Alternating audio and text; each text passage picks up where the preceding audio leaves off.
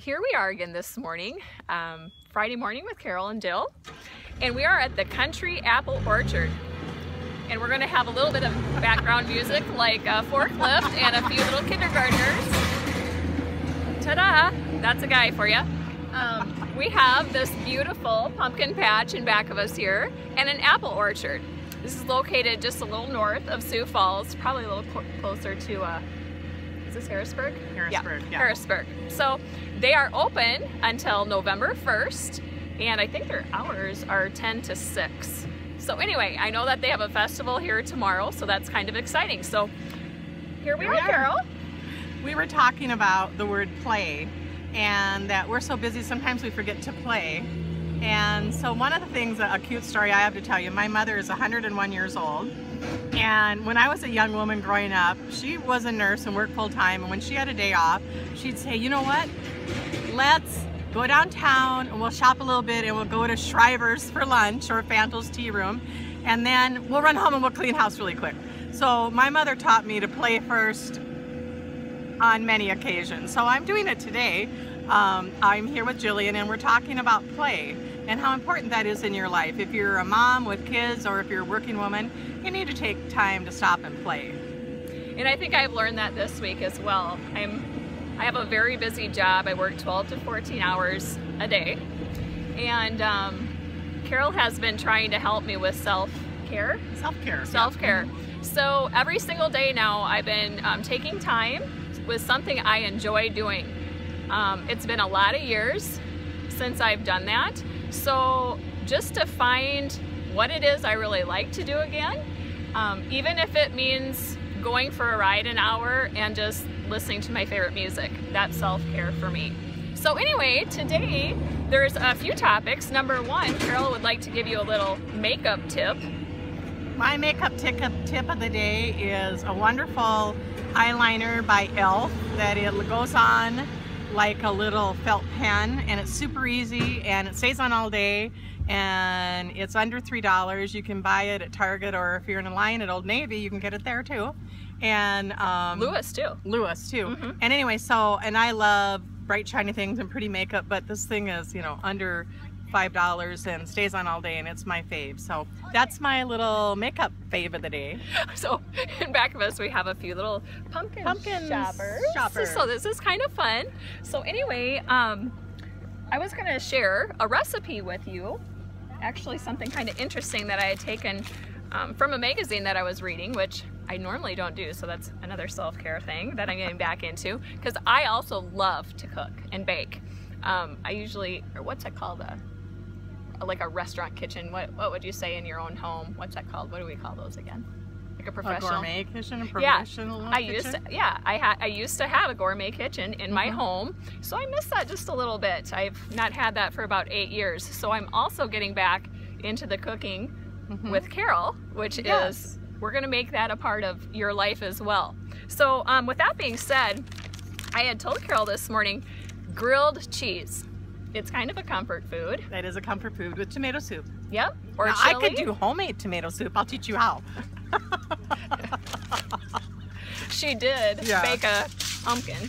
And I did roast pumpkins. I'll share that recipe another day. Yeah. A wonderful pumpkin butter for a future reference. Yes. And you talked about filling it with chocolate, which I had never thought about. I'm going to do a pumpkin and chocolate dessert, but we'll talk about that later. So anyway, the grilled cheese. Jill's recipe day. Yeah. And Carol might have to say some of the words because I'm not exactly Miss European here. Okay, so here it is.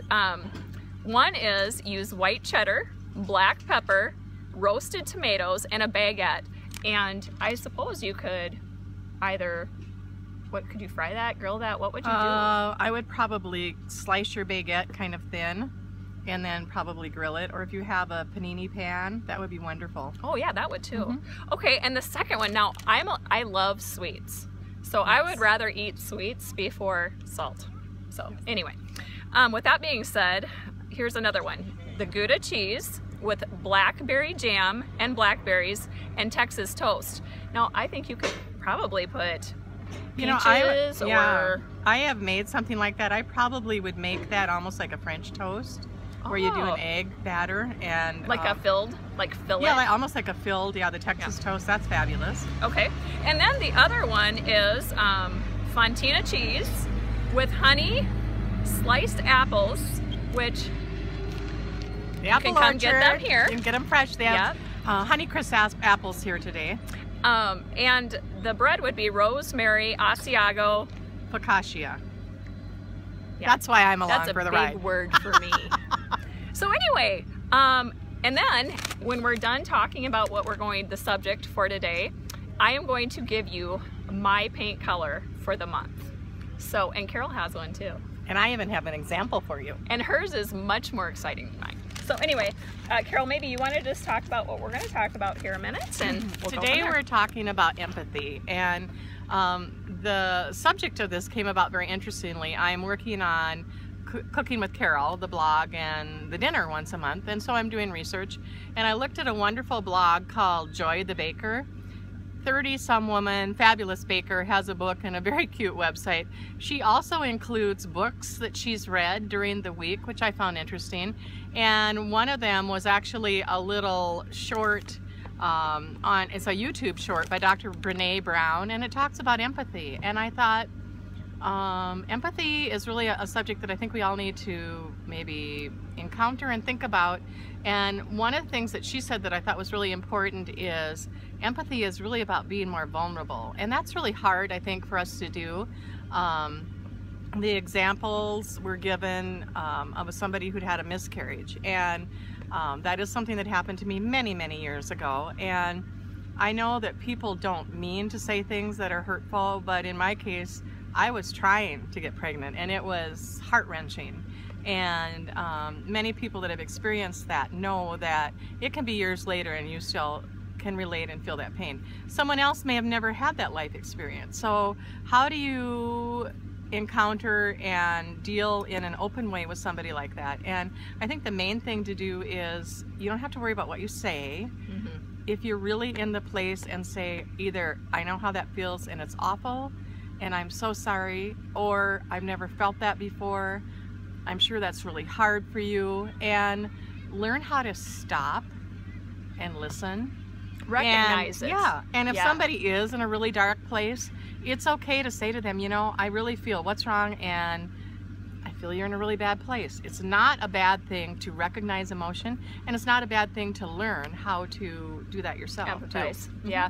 I think one thing for me, and I was talking to Carol about this before we got started, is I think you're born with it in some ways, because as I was telling her, I can be on the phone and in a split second know if something's bothering somebody without even seeing them. I can hear it in their voice, or there's just something about me that I feel it.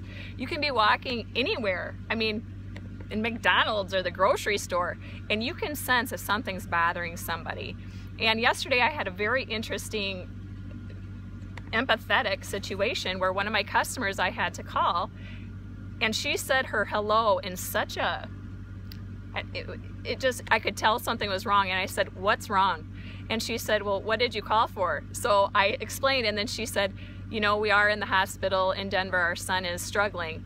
And I thought, and I said, I feel so bad for you right now. And I'm so sorry this is happening. Is there something I can do?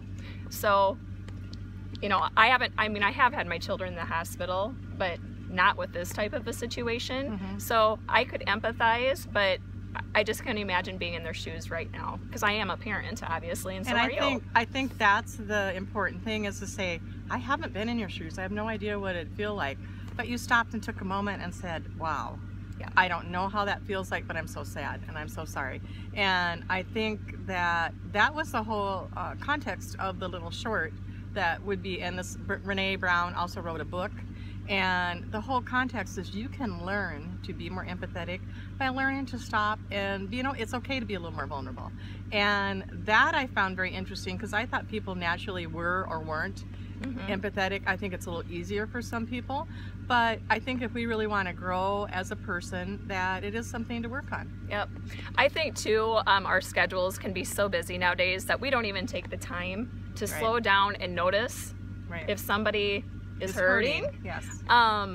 Or if we do, we're too busy and we kind of Well, hi, see you later. You know what I mean? And I think fear keeps us. I think I have had people, and I have shared that I lost my husband. I also lost my sister to melanoma, and have had a lot of life challenges. And I think that sometimes people are afraid they're going to say the wrong thing. And I can wholeheartedly say that anybody that came and cared enough to come and say something to me, I never thought they said the wrong thing. There is no wrong thing, really. It's like, if you come and you really care, it doesn't matter what you say. However, empathy can be in a marriage. Right. Sometimes guys it's hard for them to figure out how we're wired. Right. And us them, know. So if we could be a little more empathetic and put ourselves in their shoes and how they're wired, I think relationally, empathy is a big deal. And to me, I've learned that because of divorce. Yeah, I have. And that's really a blessing for me. Right. So anyway, with that being said, anything else you'd like to share on that note? Just that this is a beautiful day, and I hope you take a minute, even if you're busy at work, take a minute, go outside, sit in your car, go for a walk, enjoy this lovely fall day. Yep. And don't forget to play. And maybe do a little journaling. We kind of talked about that. If you can slow down your life and just take note of somebody who you might find hurting this week, and just say, hey, how are you? How are you doing? I feel for you. So anyway, with that being said, our last note here, because we're both designers and love that's a big part of who we are. My color for the month is called London Stone by, it's Farrow. Farrow and Ball. Farrow and Ball. And you have to look it up online. It is a beautiful neutral gray brown that could go with anything. But it's not too gray that it's cold, but it's not too brown that it's too warm or goldy. It's just lovely. That's a designer description of a paint color if I ever heard it. Yeah, so London Stone by Farrow and Ball.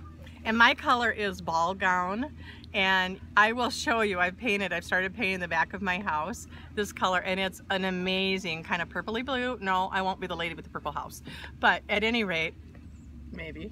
At any rate, I had this color picked out before I quit at work, and anybody that knows me very well knows that I'd like a ball gown in my life, so I want to go somewhere and wear a ball gown. So instead, right now, my house is ball gown starting.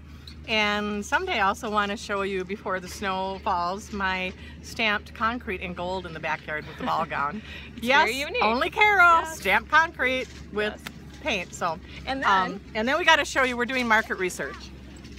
You must come out to have pumpkin and apple crisps to die for, and apple turnovers are my favorite, and they're my favorite here. And they're wonderful. Yeah, I've taken my kids here since they were babies, and this is what we look forward to.